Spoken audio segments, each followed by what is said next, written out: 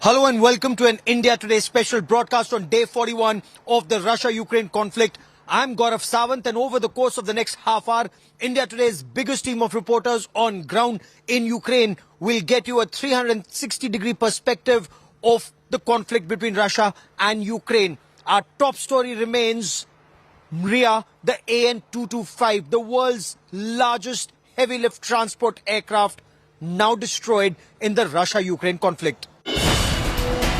The biggest aircraft ever built. We are at the Hostomel Airbase, and this is from the cradle to the grave. This is Mriya AN-225, the biggest aircraft ever to fly. An icon of Ukrainian prowess. Destroyed in the Russian invasion. And now we get you up close. This aircraft literally cut into half by a massive missile strike. The corpse of Ukraine's giant dream. The graveyard of the AN-225 Mriya.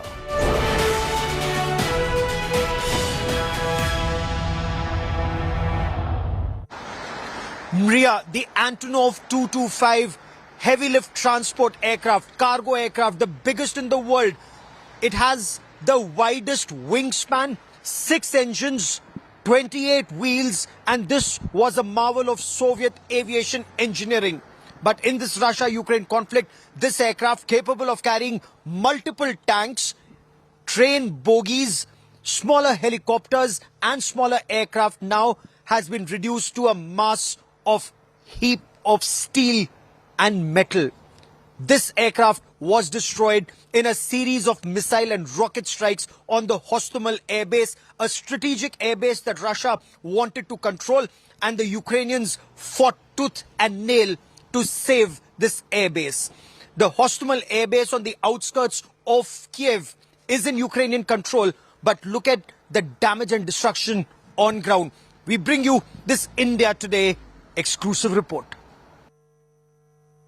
This is from the cradle to the grave. This is Mriya AN-225, the biggest aircraft ever to fly. You can actually feel the pain when you look at this aircraft. The biggest aircraft, Soviet era engineering marvel, 6 engines, 3 on this side, 3 on that side, and this aircraft literally cut into half by a massive missile strike that took place. We are at the Hostomel Airbase. There is a lot of unexploded cargo here at this point of time. But just for size, this is a strategic lift transport aircraft, the biggest of such aircraft ever to be built. And this aircraft now just lies, it's shattered. Just compare this size and those small aircraft standing there.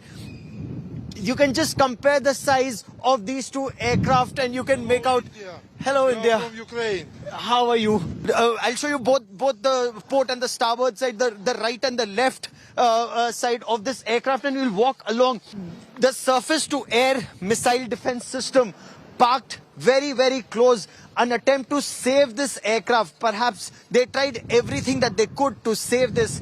But if you just look around, Shiv, this is what remains of the AN-225, the cockpit, or what was once the cockpit. This is what this aircraft now looks like. We are trying to get closer, though we've been warned against this. Shiv, we've been warned against this because there could be a lot of unexploded bombs or bomblets here even now. But just take a look. Once this aircraft had, big buses inside, big bogies were inside, and with the 6 huge engines. I mean, just Shiv, look at this engine. Unbelievable. Look at this powerful engine now just destroyed. It's surreal, Shiv. It's unbelievable what's happened to this aircraft. A piece of history now. We'll just walk around and show you the base. Now look at the number of rounds, unexploded bombs and bombs that are lying here. For example, this bomb here. For example, all the ammunition that is lying here. The tanks, Shiv, we'll just show you those tanks. the armored personal carriers and tanks that are lying here. Just walk around, Lalit. Just show them the place. Lalit. Those are some anti-aircraft guns that are put there, that have been completely destroyed. And Shiv, this just gives you an idea of the kind of battles that have taken place to attack, defend, capture this place. That's a T-72 mangled remains of what was once a T-72 tank. That's a BMP-2. The army, the Ukrainian army is also now here. They're actually, flying drones also to know the kind of damage that has been caused to this place. You also have an S-300 system, or what remains of an S-300 system from its command post here to the missile tubes that are there, also destroyed in very precise Russian attack. This is the Antonov airfield, the main hangar. There are other aircraft inside there. That's the administrative building. Up there, as you can see, is the ATC. Lalit, that's the ATC, the air traffic controller. There, some other missile tubes and anti-aircraft guns are over on the horizon that side. But all around, just images of destruction, massive destruction caused to this place.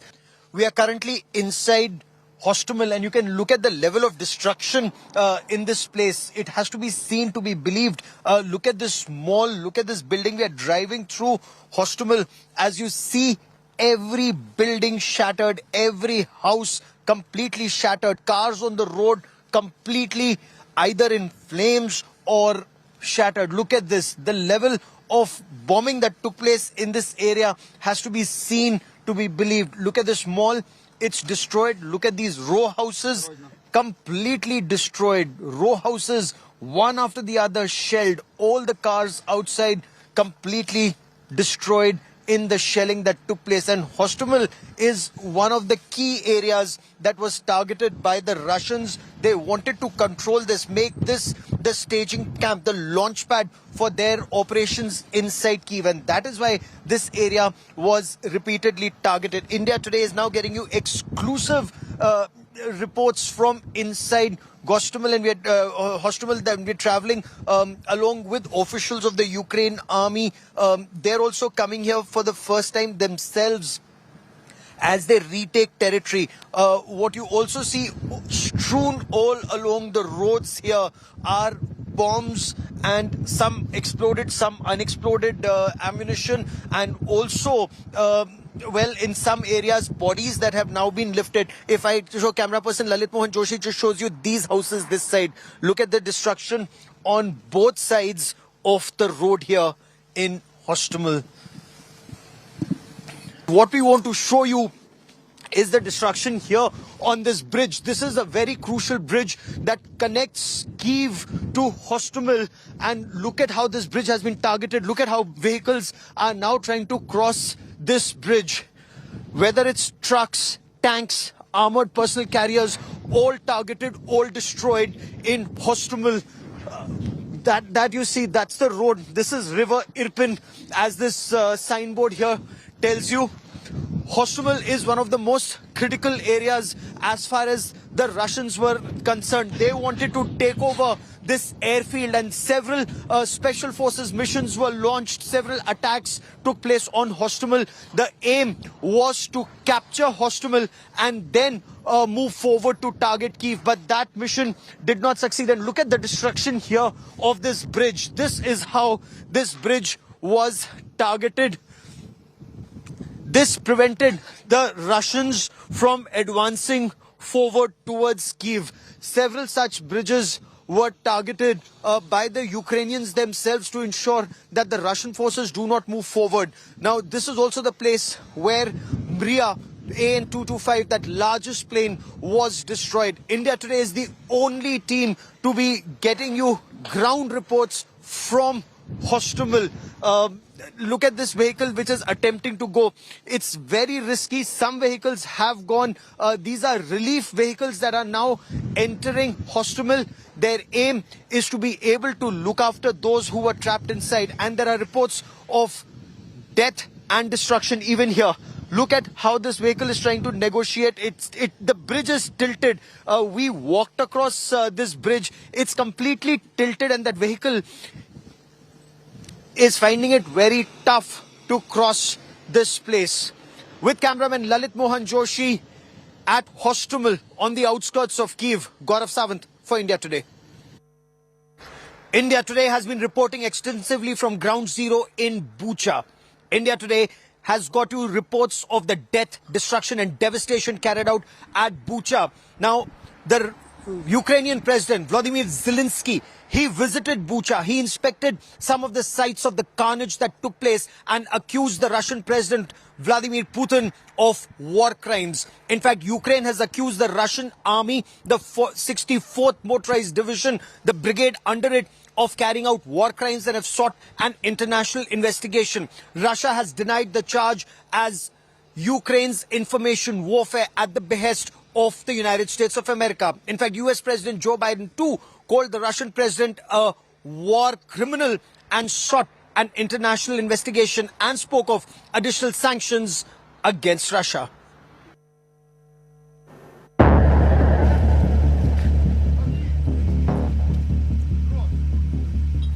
On the streets, inside houses, in the fields,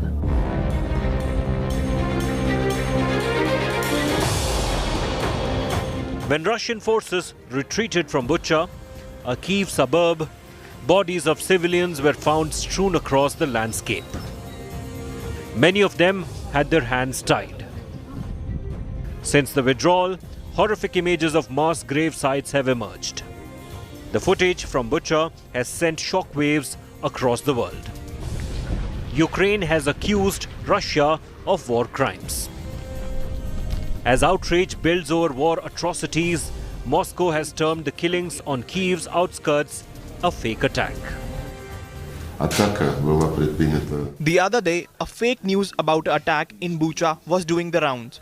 But the Russian army had left the place according to the agreement. A few days later, a fake stage video was spread through social media by Ukraine and the West. Ukrainian President Vladimir Zelensky on Monday visited the town and met with the residents. He called the killings a genocide. It's war crime that will be recognized as genocide by the world. You are here and you will see what has happened. We know about thousands of killed and tortured people with cut limbs, about raped women and killed children. I think it's more than genocide. Reacting to the images of dead bodies in Bucha, US President Joe Biden once again called Vladimir Putin a war criminal. You may remember I got criticized for calling Putin a war criminal. Well, the truth of the matter, you saw what happened in Bucha. This warrants him, he is a war criminal. But we have to gather the information. We have to continue to provide Ukraine with the weapons they need to continue the fight. And we have to gather all the detail so this can be have a war crime trial. This guy is brutal. And what's happening in Bucha is outrageous. And everyone's seen it. Germany, which was accused of being soft on Russia due to its dependence on Moscow for gas supply, has also called the killings a war crime.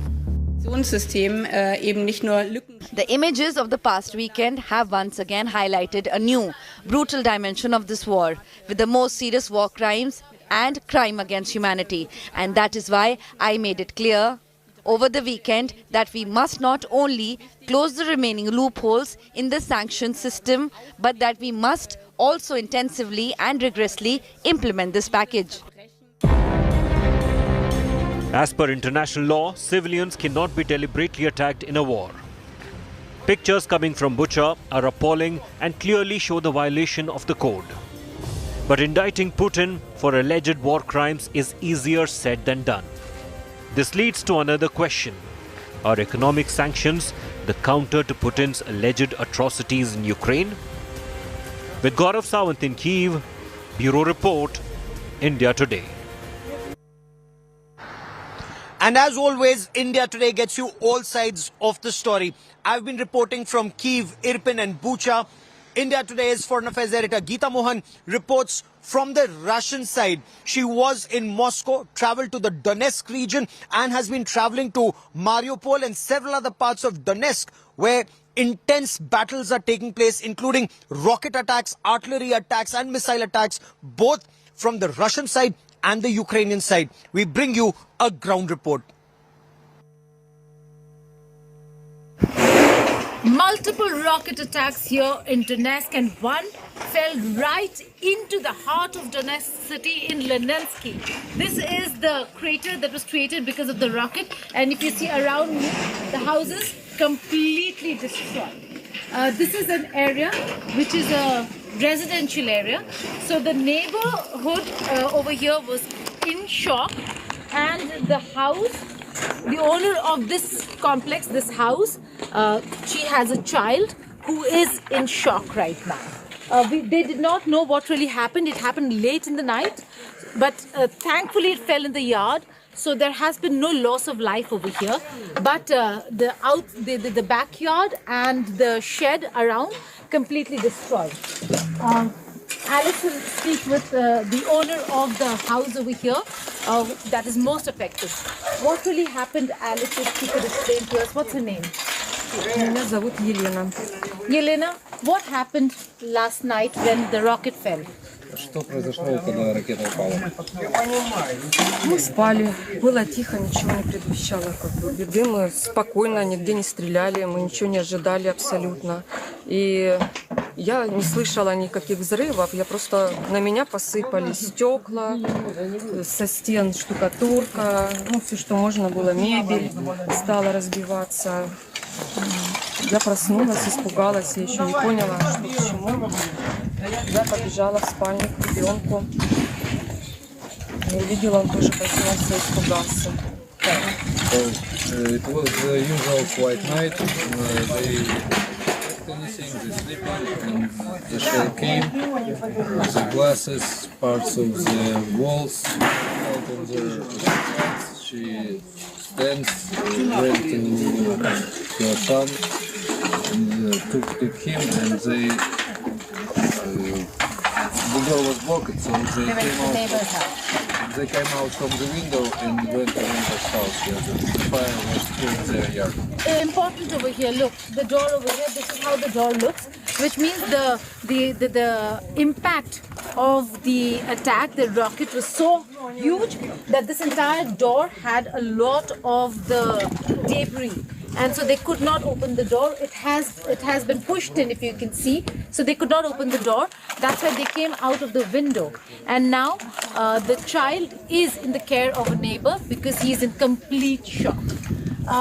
Alex, they've been suffering this for a while now in terms of Donetsk, but it has intensified. How scared is this neighborhood that has suffered real damage after a long time?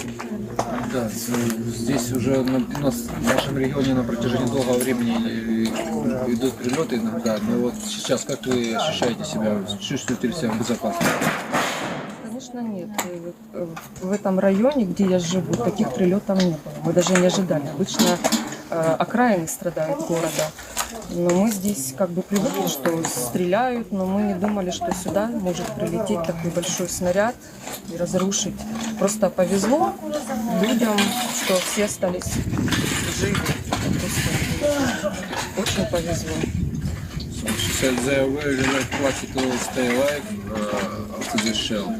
They expected some shells near the front line, but here is the center of the city, so they wasn't ready that something can happen here.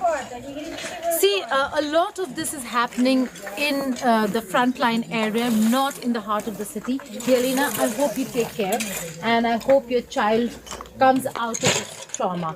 A lot of children in the whole of Ukraine, in Donbass, in parts that are affected, are being impacted. There is trauma that they're suffering, and her child also has suffered the same trauma as many in the entire neighborhood. This is one house that has been attacked. There are some others too, because we were hearing loud explosions, multiple rocket attack within the heart of Donetsk.